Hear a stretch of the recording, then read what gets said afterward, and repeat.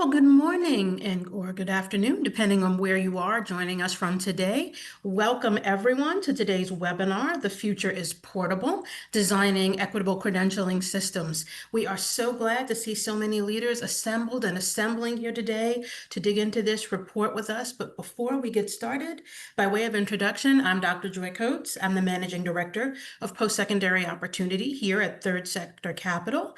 And while I know you can't see them, I want to be sure that before we get too deep into what is sure to be a robust and invigorating conversation today, that we give due credit and praise and accolades to the astounding team of talented folks who dedicated a lot of their time and effort and energy to designing the report that we're about to deliver and discuss with you today. On our team here at Third Sector, Tania Curry and Jocelyn Fidalgo. And on the ESG team, our counterparts, Danielle Zarzoga and Dr. Kenyatta Lovett. So today, I want to make sure that we understand that what we're really here to talk about is not just tools and technology, but really promising pathways and strategies that were unearthed as part of this report when the team assembled folks to discuss the importance of digital wallets as well as LERs.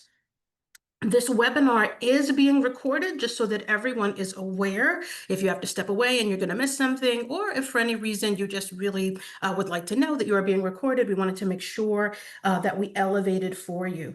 So as we think about this report, we all know that the workforce and education systems have some fragmentation to them and have been so for quite a long time that presents barriers to our students as they are trying to move through, especially when we talk about adult learners who are already working, managing families, and trying to really figure out which credentials and pathways are going to bring them closer to a path of upward economic mobility. And when we think about this report, The Future is Portable, as it was developed with our partners at ESG, we want to think about the extent of research, insights, and real-world examples. So what you'll be hearing from today is not only practitioners in the field, but also folk who can speak to the student voice and folks who can speak to what it can and should look like to truly understand and adapt these systems to begin to move this work forward. So with that, I'm going to hand it over to my counterpart, my partner in this work, Dr. Kenyatta Lovett, who leads the phenomenal team at ESG, to begin to talk through the report's finding and introduce us to today's fantastic panelists. Thanks, Joy. And for those who haven't read the report yet, let me briefly share three core takeaways that are going to inform today's discussion. First, in the report, it highlights that the need to standardize language and frameworks. Portability requires a common vocabulary. We need to create clear, shared standards so that NDCs are easily readable and trusted by both educators and employers. Second, when we think about underserved learners especially, we must intentionally design digital credentialing systems to promote accessibility and prevent the inadvertent creation of new digital barriers for underserved learners. And you'll see that highlighted in this report in several areas where this solutions should apply to all learners across our nation in different ways and much more meaningful ways. And then third, when we think about this, where the rubber meets the road for these systems is really thinking about how to integrate this into advising and hiring practices. For these tools to have an impact, they can't be siloed. We must integrate digital wallets and NDCs into key touch points like career advising, program navigation, and hiring processes. So these are the three key elements that you'll see in the report if you haven't read it yet, which we're really excited to release to you today and talk about a little bit more with our panelists. But as you realize, implementing these recommendations takes courage and commitment. Today, we're incredibly fortunate to hear from these three leaders who are actively piloting and scaling portable credentialing into their context. I'm delighted to introduce our distinguished panelists for today's discussion on real-world implementation. First, we have Darin Hobbs. He leads the learning and employment records and digital credentialing ecosystem development at Western Governors. WGU is a pioneer in implementing course-level credentials, giving us institutional perspectives on scaling NDCs. Next, joining from Montana, we have Jenny Harms. Executive Director of Accelerate Montana. Jenny brings the critical regional perspective on how programs can connect learners to employment through digital credentials in a large rural state. And finally, we are honored to have Nieves Aragon, former member of Young Invincibles Alumni Board. Nieves provides an essential learner voice, helping us to understand the real-world impact of these systems on those that are designed to serve. Joy, I'm going to turn this back over to you, but again, we're excited about this report and what it reveals for our nation, for our learners, and for institutions and employers, and looking forward to being a part of this panel and hearing the great discussion from our leaders. Thank you so much, Kenyatta. So let's dive in. I would like to address this question for all of our panelists. If you could just each take about a minute and let us know what is the single problem from each of your vantage points, your organization, your role as a learner, and the like. If you were to think about the single biggest problem you are struggling with in your work, what is that problem and how it can be solved by what we're talking about here today, non-degree credential wallets and their transparency? Darin, I'm going to tag you to start for us. So in a word, I'll say awareness. Individuals lack awareness about how all of their experiences, prior learning, volunteerism, military work experience, education, the list goes on, how that imparts skills to them. And when those skills can be combined into meaningful ways to create competencies, understanding how someone then aligns to the marketplace, to their educational pursuit, starts to make sense and they gain insight and clarity. Similarly, employers lack awareness. Talent is everywhere, but they don't know how to find it. And that's because we don't speak that common vocabulary that was mentioned at the outset. I agree with Darin. I would say in Montana, one thing that we are talking about all the time, every day, is what defines a quality credential. And that can be, is it the skills? Is it stackable? Is it the wage that it leads to? But I think what we talk about in the context of our state is what is the impact and the value of the credential, not only on the individual, but also to their community. The question about whether or not to invest in building a training and a credential oftentimes is financial. How many people are you going to train? Is there going to be an ROI that way on it? But for us, at the end of the day, we don't hit high numbers because our communities aren't very big. But the impact of providing that credential to even one or two people in a community can have a big impact. For example, we did a rural EMT training. We trained 2 people in the city of Glasgow. It has just over 3,000 people. It's the 23rd largest city in Montana, and it's the biggest city in 110 miles.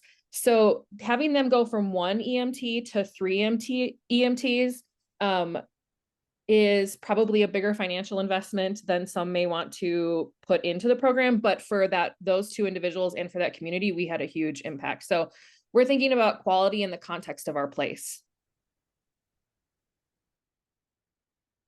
And I think from a student's perspective, it's more the acknowledgement and transparency that this is going to give students. Because I come originally from Florida and I moved to Colorado. So having those credits transferred was not only a headache, but just even getting them to like acknowledge them was really hard. So I think the acknowledgement and the transparency is a big thing with, having this be out for the public as a student.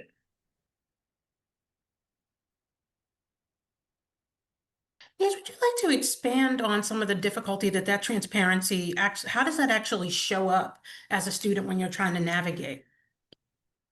Well, as a student, when I'm trying to navigate, so when you go and you're gonna sign up for a course, a lot of colleges, universities, their course might be the same core, but it won't have the same name. So like I think it's just the transparency of like, hey, if it's the same, core of what you're learning, it should have say, okay, it might be a different title, but it's transparent to the student to say you are learning the same thing, and it could still be transferred to if it's another college, university, or even a workplace, because some people do, like I ended up getting a lot of certificates So sometimes the employers might be like, okay, what is this for? Is it going to be used in the workplace? Is it, something relatable to what you're applying for? So that transparency might mean a lot also to an employer as much as I think to a university or college as a student as well entering the workforce. And Darin, I may pivot back to you. So in the report, we highlight the efforts of institutions like WGU, who are really thinking clearly about course level digital credentials and how all these things fit together and how we really center the learner, not just in terms of experience and what this means for their credentials in the long term, but the whole journey and what that needs to look like for this to be successful and for there to have greater student agency. Can you share a little bit about what that looks like in practice and how, what are the things that you find the most encouraging about the way the work is currently evolving? So at WGU, we have always focused on degree programs that lead to jobs, degree programs that are in demand by employers. In the last number of years, we have gone to the effort of understanding all of the skills that are implied through our competency statements, but now we make those very clear. That gives us better understanding as to how our credential offerings align to the marketplace.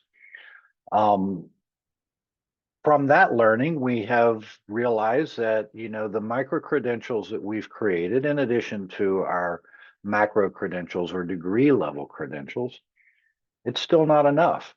We need to start issuing credentials at the course level because within every course there are competencies, and of course, within those competencies, there are skills.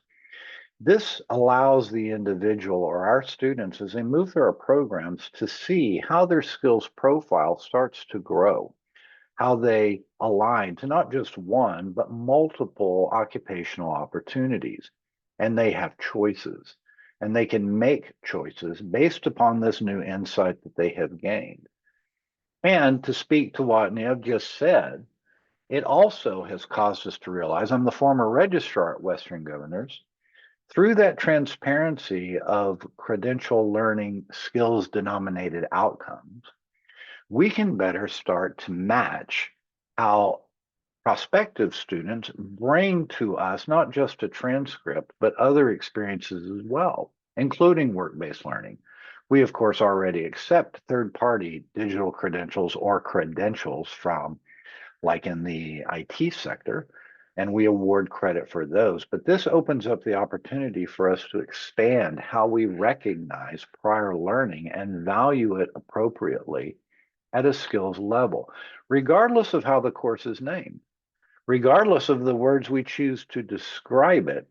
We can get past that and understand at its core how these things align. That should be good news to students because it will allow us to award more credit when and where appropriate based upon the student's prior experience. Jenny, I wonder what your additional thoughts would be along that same vein, especially in terms of what you're trying to walk out with your work in Montana, and particularly when we think about uh, our population to have the additional barrier of not being proximate to the university, work you may be doing with, tribal communities and the like. I wonder what you would pick up on in terms of follow-up to Darin's question. Yeah, I think I would reiterate what Darin just said. Is one thing that we think about is always making transparent what goes into our credentials so that they can be available for comparison later if someone is going to be leaving the state or moving around. So, but absolutely agree with that point. I would also say for us, we have to tackle like delivery challenges first. So like we all know Montana's a big state. We're 4th in size, 48th in population density. And we say that our geography is our greatest asset, but also one of our biggest challenges. And so if we're not working with communities to bring that credentialing or build that credentialing program with them and deliver it in a way that makes sense in all of these different communities, then it's not going to matter what we put into the credential to begin with. So we have to start with delivery. And that sometimes like we have one program that we just deliver in like 4 or 5 different ways, and everybody comes out with the same credential, but maybe you take it as a part of a pre-apprenticeship at an employer in one of our larger cities. Maybe it's a semester-long course at one of our tribal colleges. Maybe it's self-learning for a few weeks and then in person for 2 days, but at the end they're all learning the same information. So that would be sort of one of my suggestions, is making sure that you're hitting the delivery in different modes so you can actually issue those credentials. And then I think we are currently working on building out our first credential registry in Montana. And starting with that, and then starting to layer on what a credential of value means. That lays the groundwork for portability. And then for us, thinking about interoperability at every step, coordinating with our Department of Labor and Industry, just making sure that everybody in the state is speaking the same language and talking about the same things, I think is really, really important to all of this work continuing to move forward. And Nieves, from the student perspective, what would you say will make this work stick? What are the things that you really think, from coming from the student lens, are absolutely have to be considered and or added if they're not being considered currently, to continue to make these non-degree credentials more intuitive and empowering for students as they decide what they want to pursue? So I feel like what Jenny had to say, because right now I'm getting a teaching certification, and one thing they teach you is modification and accommodation. And the delivery is one big thing, is you're modifying the end goal is the same, but you're modifying it for the students, because we have low income students. We have students who from like, it took me like 10 years to get back to college, first of all. And I come from a stackable credential background. So a lot of my things were stackable. So I like the fact that you're able to have everything all in one. But now there is unfortunately students who are now coming into college that might not know the terminology. They might not know how to access these resources. So the fact that you're saying the delivery at the end might help the students, I think it is a big deal, because you know what, you're modifying for students whom are still learning, because they're entering college, they might not know a lot of these things. And that's one thing that you will like the end goal to be like, hey, this is what the end goal is, but we'll modify it for you to learn. And that's a big thing. Why? Because a lot of students ask for resources, they ask for help, and they can't receive that help while learning, because unfortunately, one, the budget's not there for Colorado at least, and two, there's just so many students trying to get into colleges, universities, and not a lot of teachers, counselors per the ratio of the student. So the fact that you're able to do that and help, you're targeting a lot of multiple, demographics, I guess you could say. I think that's amazing, because like I said, I come from a low income Hispanic background. So like I could hit a lot of tiers, but if I have the resources, that's gonna make me want to use this. This is gonna make me want to also go back to school and keep getting as many things as I can in my wallet in order for me to be a prized possession for my future employer, if that makes sense. So I do like the modifications that is being done for you guys, because that is a big thing right now that we have to do, because with budget cuts, with, unfortunately politics and all those things, there's a lot of changes going on. And I feel like if we don't accommodate and we don't modify, it's going to be really hard for students to adapt to these kind of things. But if we keep helping and just teaching and, being a resource, I think that would really help the student at the end of the day. Mm-hmm. Jenny, I want to ask, in keeping with what you offered and what Nev's also expanded on from the student standpoint, when you think about other states trying to do what you're doing and replicate some of the success you're having in Montana with your approaches, what are some of the recommendations you might make to other state systems who want to make the same kind of commitments around portability and customizing the delivery of these credentials as you all have decided to do at Accelerate Montana? I think one thing that we committed to several years ago, as we entered into our first journey on learning and employment records, was that we were going to work with our entire state at the beginning. So we were going to consider our urban centers, our rural communities, our tribal nations, all at the same time, and how this ecosystem could apply in many, many different cultures and situations in our state. I think often what happens is you say, let's figure it out in the easiest case first. And for Montana, that might be in Missoula with a set of students at the University of Montana. There's a lot, and I say a lot relatively, but they're all in Missoula, they're all in one place. They might all be taking the same course. Let's figure it out for them first. And then once we kind of get that going, then we sort of think about maybe the higher use cases. And I don't think that in our state, that is the best way to build this ecosystem.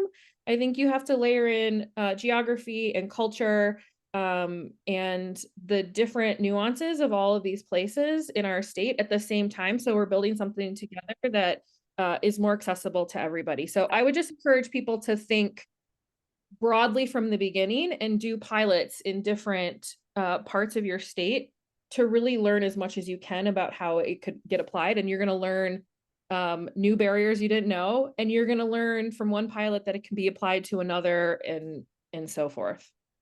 Mhm. Thank you.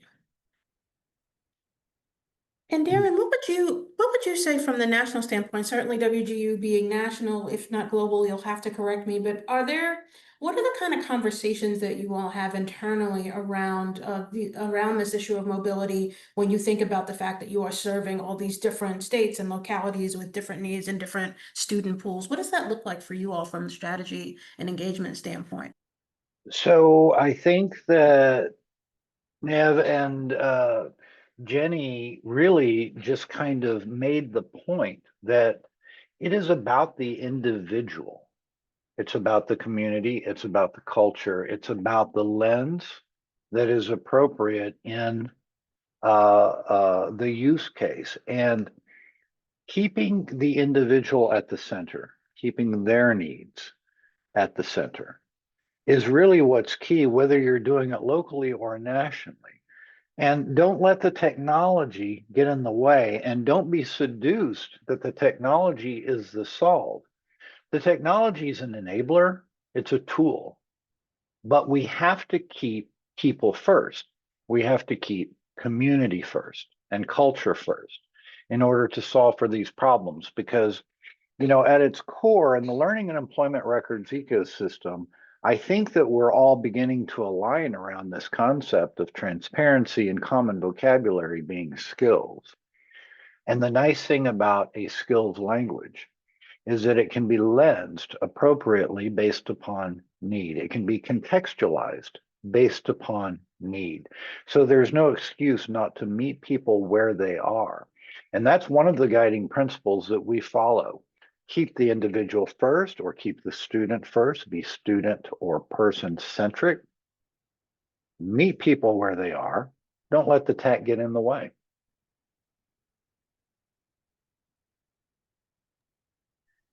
Jenny or Neve, would you like to add on to that point? I think the other piece that we also want to kind of think through with you all today is, yes, to the ecosystem and the transparency and the need. I love the way you just phrased it, Darin, of centering the student first before the tech, even though the tech, is the tool that enables all this. But when we think about where these students are going to end up as a result of, completing these credentials, and we think about Niamh, I think to your earlier point, how will the employers actually receive these skills and view these skills? What are some of the things that you encounter in your work that you wish employers knew and understood about these credentials and how valuable they are, and how the ability to interpret the skills that they represent could really make a difference between how they are currently thinking about filling their skills gaps? I'm happy to start. I wanted to pick up on something that Darin just said about the tech. Please. We're looking at tech solutions for challenges of communities, at least in Montana, that don't have reliable access to tech. So that is a barrier in and of itself. So we really do, in some ways, have to put tech to the side for a minute and make sure we understand the challenges that we're facing, then how reliable tech can help. So communities definitely need to lead the solutions. They need to help breaking down the barriers.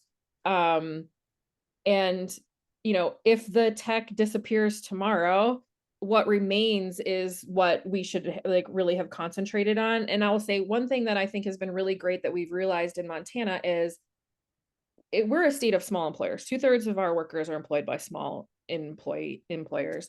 And many times in those communities, the employers have been really involved in creating this credential. And so if someone comes out of one of our programs and they just write the name of the program on their application, and it could be paper and pen application, some places still do that here, there's already a trust in that name because they helped build it. And so at the moment, the employers aren't necessarily looking for the credential itself per se, the digital thing. They don't have a way to accept it. But they know the skills attached to it because they were there from the beginning. So I'm sure there are other places that are like that. What it lays the groundwork for us is if we grow, if bigger employers come in, if people leave our state, they do have this digital credential that has these skills attached to it that then does make it portable, hopefully, to other regions.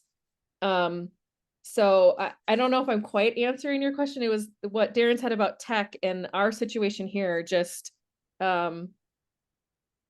it's like it's a tool and a barrier both at the same time that we're trying to navigate in Montana. I think that's a really critical point. I don't want to go quite to the digging deep into the tech piece yet, but I want to pick up on something you just said a second ago. And also I'd like to pause us. I'm going to stop hogging the geniuses in about 10 minutes. So if folk have questions, please do use the QA feature, which should be probably around the bottom. It's on the bottom row of your Zoom bar, depending on what version of Zoom you have. It may be in a different place, but it will be on that bottom row. Go ahead and enter questions into the QA, and then we will go ahead and get to those in about 10 minutes. We wanted to make sure if folk joined later or if folk just happened to not notice, there is a way for you to get questions and be able to engage with our fantastic panelists. Jenny, I want to come back to you. A minute ago, you said the employers aren't as concerned about the credentials because they helped build them. Did I hear that right? Yeah. Would you tell us a little bit about what that process looks like? I do think, I mean, I'm a little bit of a tech geek, so I'm like, come on, tech. But I also spend a lot of time working in the Pacific Northwest where forget tech, forget broadband in some cases, depending on, how rural and how far out you are, especially, down here in some of our more rural southern states, that situation is also the same. So I really appreciate this delineation and conversation. But what I do want to hear a little bit more from you about is how these employers are actually helping to build a credential, because I think we need these real live case studies to help us with that employer engagement. I think that we don't face unwillingness, we face lack of knowledge, as we said at the top of the call, for how we can really engage our employers as more active partners in the design of what will ultimately feed their own pipeline. Yeah. And, again, one of our assets is we don't have a lot of people, so we all know each other. And in many of our communities, the person who owns the contracting company grew up with the instructor at the 2-year college, and they've known each other since they were 3. And like those, it sounds like hyperbole, but it happens all the time. So I think it is often a call between people who know each other that say, hey, I'm having a challenging time hiring and retaining this type of worker. Can the college help me out? And if there is demand in that community, and probably a little bit beyond that community, the employer is engaged in telling the training provider what skills they need. If we've built a program 3 years ago that now maybe needs to be adjusted a little bit, there's just a lot of communication that happens. And I think it can really happen well in smaller communities. I can't speak to bigger communities or larger employers in the same way that I can a small community. But we have a program for entry-level construction. It was to get people ready to be just a construction worker, teach us basic safety. When it was built, it was several of the 2-year colleges and several of the contracting companies in the state came together to build the curriculum together. And I think we just have to continue to seek out those opportunities and ask. Employers are not always going to just be the ones who they're very busy, right? They aren't going to be maybe the ones who initiate it either. So I think if we're understanding demand, if we're sort of hearing things, we just have to be proactive in reaching out to employers and engaging them. And I think they'll be more interested than we think. They just sometimes need to be invited. That's a key point. Darin, what are your thoughts on that? Well, one of the things that I love that Jenny said was that even in this digital system that I work in, there still is the need for an analog system that survives the digital system. I love that concept. And, it is demonstrated routinely by our students that though we award digital credentials, we were asked early on, hey, can you give me the ability to print this as a certificate so I can hang it on my wall? So we Mm, did, because that matters to the individual. And mhm, again, that's what's important, is what matters to them. So I love that, Jenny, that you raise that issue, the importance of always having an analog system or a backup or a way to allow for this to persist in the event of a digital failure. That is so important. At WGU, because we operate nationally, we don't have the convenience of the contractor knowing the educator since age 3, but that requirement of speaking with each other, of basically connecting as humans, is what is so important to us. We have employer councils that inform what we do. We routinely speak with employers to tell us what they need. How can we improve in this program or on these competencies? But our very own students are really a great source of intelligence because, as Jenny said, employers are very busy. So our students can also be a signal back to us about emerging trends that mhm, maybe is obfuscated from our view at present. So I'm constantly amazed at what we can learn from Jenny and Montana, operating at a different scale, as well as what our students are telling us. We just have to be open to it. We have to have that communication. mhm. And Nieves, as you hear that from your standpoint, what are some of your reflections as you hear us kind of go back and forth on the virtues of each of these critical components of learner mobility? And and I love that because I feel like I'm digesting everything even as a student. And what I touched based on was acknowledgement. A lot of people see my dad's old school. My dad still keeps his credits in paper and not even printer paper. It's like the old ones I used to print out, like that would like kind of fold. Oh, And every time he'll be like, look, this is my like proof that I went to college and you know he came from Central America and this is what I validate for. You know, and I love to see the improvement that we've done from what my dad went to college, from what I've gone to college, and seeing that just really better itself. And I feel like if we keep working on this, like you're gonna see that too, because yeah, it is a new thing. And yeah, we're making you know, improvements along the way. And I think that's a great thing, you know, to see that. Because even me, like, yeah, I do like the acknowledgement, but if I was in a workplace for a long time and I was to say, hey, I can't do this, the wallet will tell the employer like they are valuable here. They could do this. Or sometimes people are looking to kind of go up in their company, and maybe the employer is not knowledgeable that that person knows what they're looking for, you know, in that. So they might look into the wall and say, hey, we already have an employee that might know how to do this. Let's bring them in and see what we could do with this. And that might also help in regards to workforce in betterment, you know. So I love everything that I'm hearing as well, like I said. And it's just as a student and somebody entering the workforce again, I think it's beautiful to see the way that we've come such a long way in regards to, you know, from learning and entering the workplace and having those credentials be validated, you know. mm, mhm. Thank you so much, Nieves.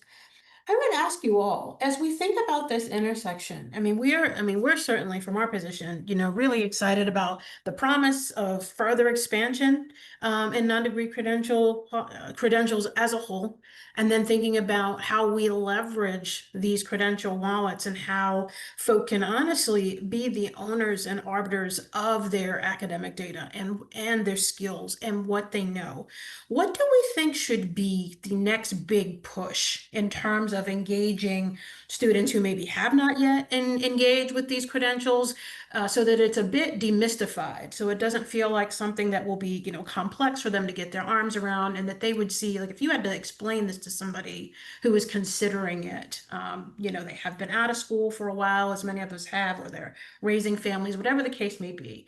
And we're trying to get them to understand the value of these tools, of these credential wallets, and what non-degree credentials can actually do for their potential economic trajectory. What are some of the things that you would say to them? I heard two questions in that. The Mhm, first is, how do you explain this to someone who's not familiar?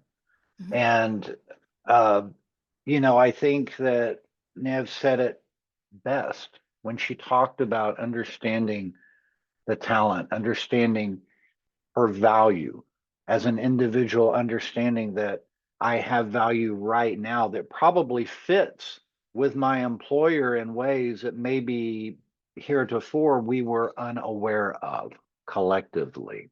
I love that story because that is the power of understanding and having that transparency and insight into talent, not just what exists outside of my organization, but what's within it. And how can I leverage what I already have? That saves me time and money. But the other question well, to answer your question, how do you explain this? If I could give you a tool that acts as both a mirror and a telescope, a mirror because it shows you where you've come from and everything you've gained up to this moment in time. It gives you a new way to think about your experiences, your talent, your value. And a telescope because it shows you what you can do with it. It shows you distant opportunities that you didn't even have an awareness of, and they're closer than you think.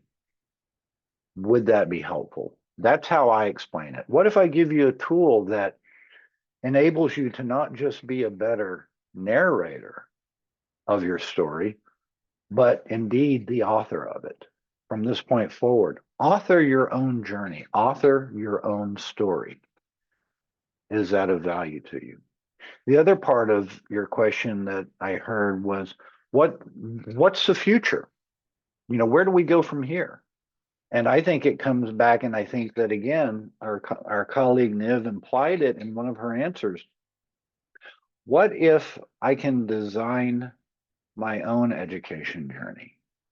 What if I can design the education that I need to go the pathway that I choose? What if those resources could not only be made aware to me, but available to me, and then have them validated? How can I have a personalized learning pathway that consists not just of academia, but work-based learning and my volunteerism? How can I assemble all of that into a representation of my talent? That's the future I'm hoping for. I think I might take it back a step further before I actually talk to a learner or anyone to sort of describe this. Is what we're working on is making sure that communities that are not currently represented in algorithms and in data are represented in data. And so one example of that would be in a rural community. We have a rural community called Lewistown. It's smack dab in the middle of the state, surrounded by cattle ranches. Employers in that city will tell you the number one young person they want to hire is a ranch kid, because they're hardworking. They've learned a lot of work ethic and a lot of skills, but you don't come out of your family ranch with a credential. So how do we help do that? Mhm.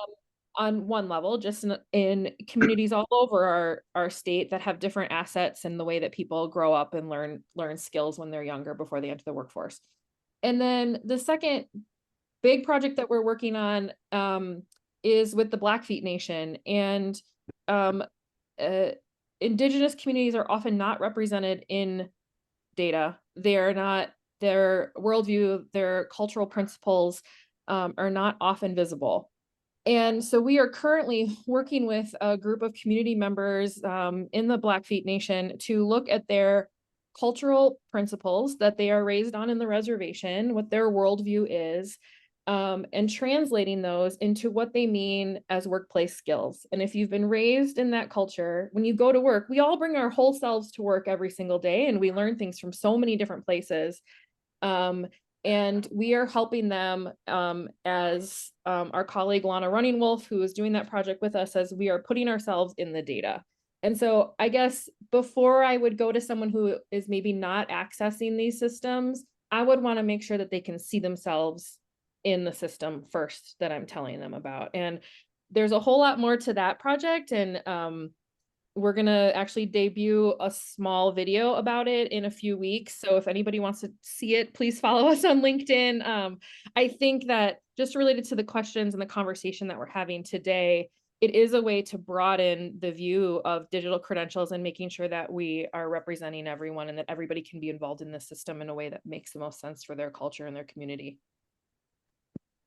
And I think Darin had me hooked on his speech because I was like, oh my God, like I think that was like a really good selling point, by the way.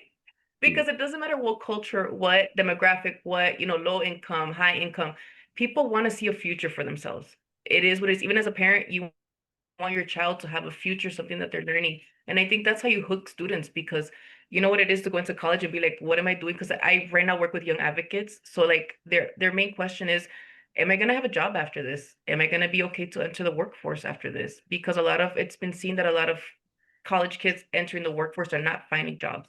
But if you give them that eyesight of, hey, you have a future, you have value, you have something that might another person might not have to offer, that gives them hope. And that's what I think, no matter where you're from, no matter if you're low incomes, from another country, what it is, that's what people I think nowadays want. It's the hope and the, feeling acknowledged and the transparency. And that's why I almost cried, by the way. I was like, I got goosebumps because I was like, that is beautiful. Because I think as a student who, I have ADHD. I didn't think I belonged in school. It took me like, more than 5 years to even go back. It was like 10 years.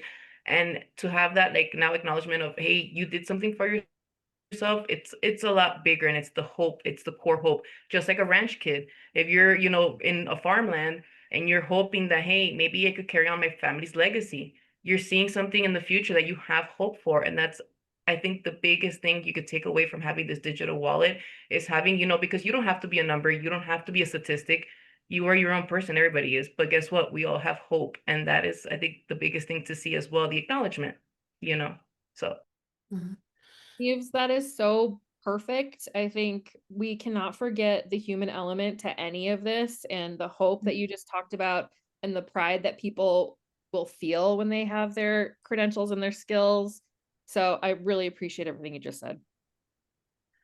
Yes, I would echo that as well. I feel so excited that we were able to bring you all today. And I think, Nieves, your particular voice of the student is so needed in this conversation in terms of, Agreed. before we think about anything or, celebrate anything, what is it? I always ask my team, what's the voice that's not in the room, right? And I think today we are so fortunate that we don't have to ask that question. We actually have that voice in the room. So I so appreciate you sharing your time with us today. Folks, I'm looking at the clock and getting kicks under the invisible table from the team. Let's go ahead and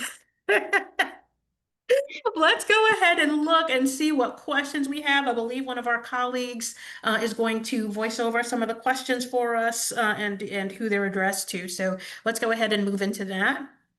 Yeah, I'll get us started here in our Q&A, and just for the participants on the call, please do feel free to continue dropping in your questions here. But the first one, this question, I believe, is for everyone, Nieves, Darin, Jenny.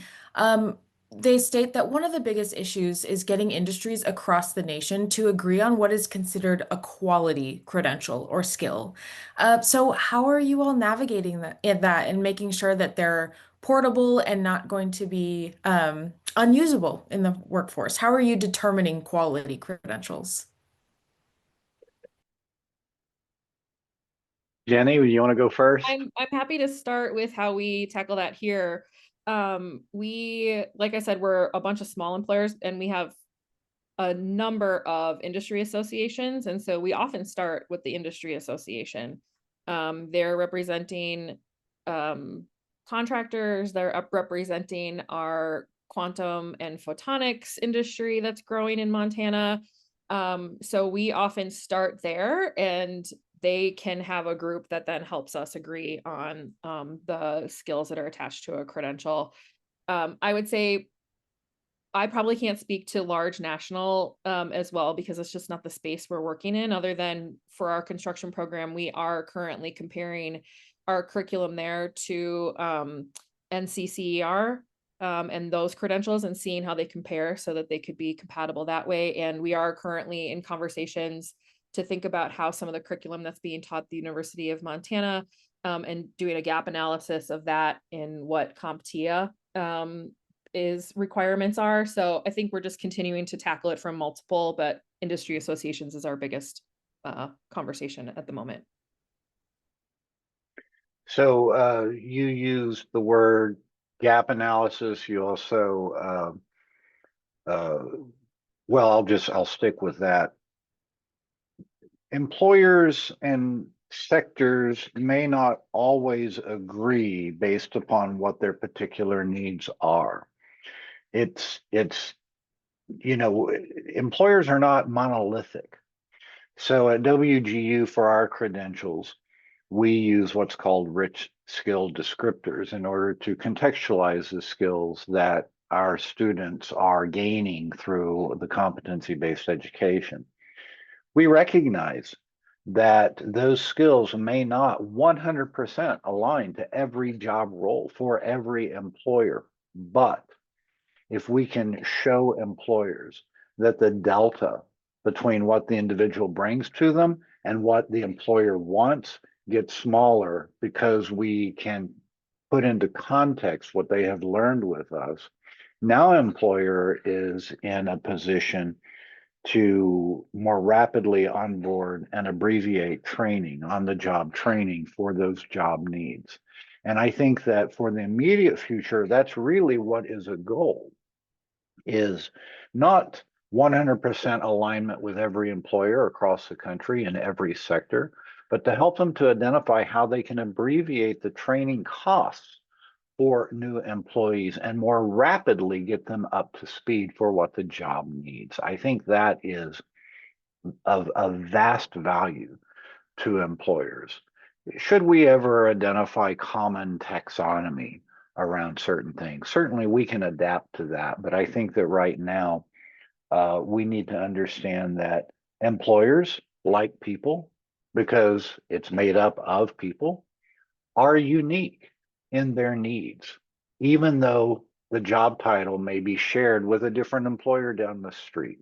Everyone has their unique needs. We need to make sure that we can help an employer know how this individual that I want to hire meets my unique needs and what the delta is that I can address for that gap.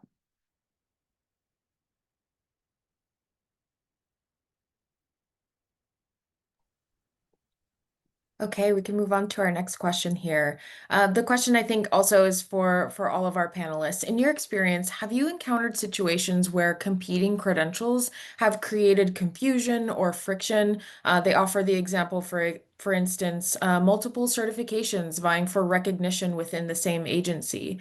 They state, transparency certainly helps, but is there anything inherent about digital wallets that might help resolve some of these tensions in similar credentials within one industry? I don't know if I have an excellent answer for that, but I will say that one thing that we're at the very beginning in Montana is we're hoping that our credential registry will help address some of this. So there was legislation passed this last legislative session to start building a credential registry for the state to put value on different credentials, whether it's for the ETPL or other state or federal funding that would pay for those, and to start looking at credentials of value in our state. I think the state organizing that and putting the parameters around that we can all then help fill in the details of that credential registry will help get to some of that friction, because we will have an agreed upon list in our state that hopefully will address that.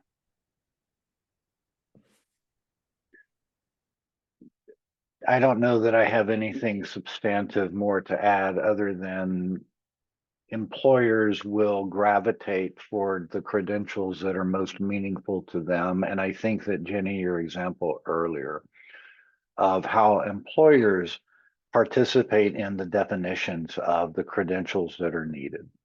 What comes to mind immediately is a credential that's offered by the Western Association of Food Chain Retailers called the Retail Management Certificate. And it was designed by those employers, and then schools agreed to provide the curricular requirements that meets those needs. Does that mean that the retail management certificate is as applicable to food chain retailers on the East Coast? I have no idea, but it does mean that that is an example of employers who have a common goal, a common interest, and maybe they're geographically co-located, can participate in the development of credentials that are meaningful to them.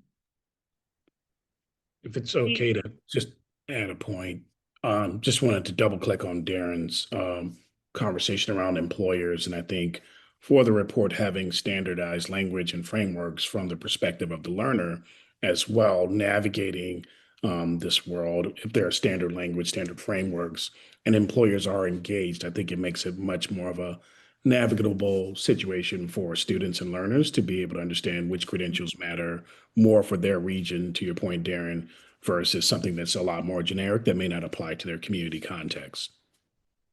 And I was about to say that because I come from a world where, like, I don't want to say ghetto, but it's kind of like either you're book smart or you're work smart. So it's either or, like being like actually working.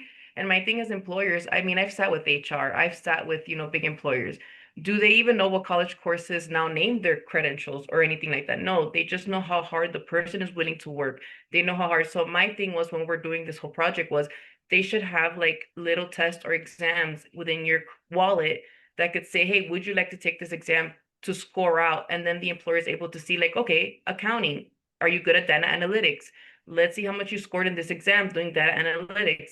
And that is easier for, I think, an employer to like kind of digest versus them being like, oh, they took ACT 1200 or whatever it is, because they don't know courses nowadays because they do change them a lot. So I think things like that are a big factor as well, because even Jenny said it, they come on, and farmers and like rural things like that, there's no like really like, oh, they took this course to learn agriculture and things like that. No, it's, you're in the field, you're working, it's hands-on. So like, how do you really test out those things for somebody whom is looking for an architect, like somebody who specializes in that? I'm like trying to say the word, but I keep stuttering things like that. So it definitely is a big factor. And I think if we were to have exams where they could say, okay, because I think with growing, for instance, harvest, I think chemistry and biology have something to do with it. So maybe if they were to have an exam which maybe centered towards that, that would also kind of star or kind of stay in your wallet to say, okay, this person knows what they're doing and what they're talking about, versus it being a credit or a college course or a certificate. I think we have time for one, maybe two more questions, and one just rolled in that I think is really applicable. Darin, you mentioned how learning happens everywhere. And of course, I think that we all in this virtual room agree with that. And this person is interested in how all of our panelists here are thinking about capturing skills and competencies. And Jenny, I'm thinking especially with your experience of working with Indigenous communities. But how you're all thinking about capturing the skills and competencies that people learn through non-industry specific experiences, for example, volunteering. These are experiences that are widely achievable and can also be places to gain and build valuable skills in the workplace. So, how are you all thinking about implementing those in this credentialing system? Should I go first, or are you going to go first, Jenny? Go for it, Darin. So through technology, we have the way to analyze how an individual describes prior experiences, associate it with skills, give them the opportunity to then say, yes, that seems right. Not so much of this one, maybe the next three. So sussing out the skills that are embedded within previous experiences is one way that we can start to approach this challenge of recognizing that learning happens everywhere. There's nothing wrong with self-attested skills at all. We call it a resume. There's nothing wrong with it. What the LER system, Learning and Employment Record System, does is it highlights to the consumers of our talent those skills that are self-attested that we can back up with evidence through portfolio, versus assessed skills or verified skills through assessment. I believe that again, Nev, you spoke to it, that in future, through someone's wallet or whatever we call it in the future, we would have the ability to deliver a quick assessment to validate someone's self-attested skills, promote them to verified. I believe that that's entirely possible where the technology can be made available. So I think that right now, the way we would approach it is, the way you approach any kind of evaluation of prior learning. You seek to understand. You seek to dig into, how did this learning occur? Under what circumstances? What did the individual come away with? And then through whatever mechanism your school, or as an employer, your supervisor decides to ascribe value to that. But those tend to be subjective. We need to get to something that's more objective in order to address equity. We need to eliminate any of those subjective biases in terms of how we value prior learning. Yeah, I would agree with Darin. I mean, the first thing that came to mind is that you can self-attest.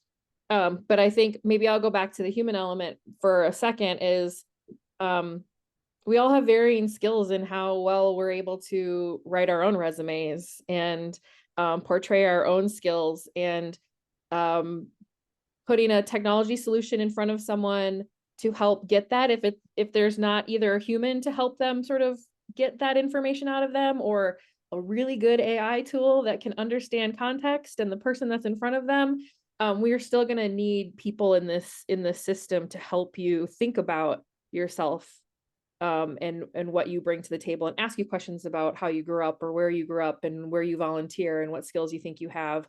And even some of those jobs you had a long time ago, that did you wait tables? Did you work on your farm? Those types of things. I think we're going to have to still have people and or well-trained tools to help bring those out. I'm going to pass it back to Joy. Just looking at the clock here, and going to pass it back to you, Dr. Joy. Great. Well, this has been a fantastic conversation. I have taken notes until my pen ran out of ink. Also, I should have more than one pen, but that's beside the point. I think that without me just launching us into a whole other conversation, the key takeaway, the one most urgent item you think that we need to do in the next year, we'll say, so that we don't get too far down the road. But as we think about everything we've discussed today, everything we've raised, potential solutions, the different spaces you were all in, without me having to tag you in, whoever wants to can jump in first. What is one thing, the most urgent thing from your vantage point, that your org is going to do to continue bringing this work forward? And I will also say, just before you answer, please do, everybody who is attending, download the report.